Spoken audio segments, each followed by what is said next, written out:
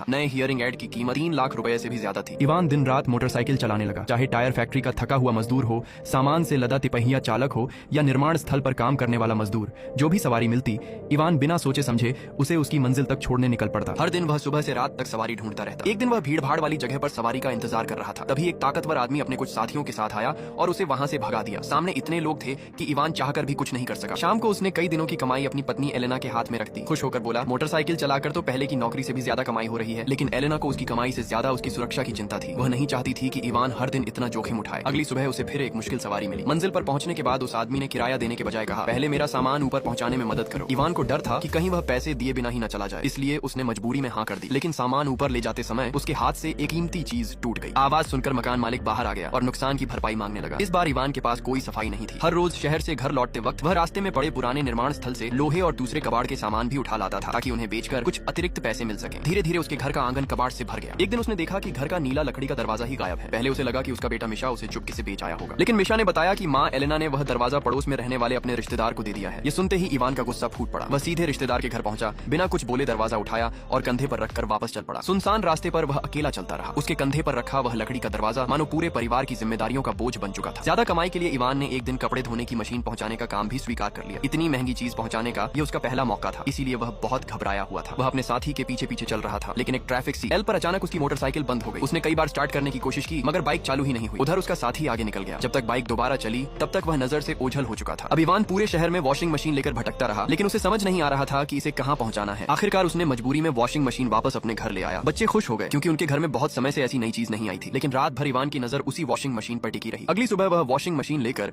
शहर के second hand बाजार पहुंचा। एक दुकानदार ने उसे अच्छी कीमत देने की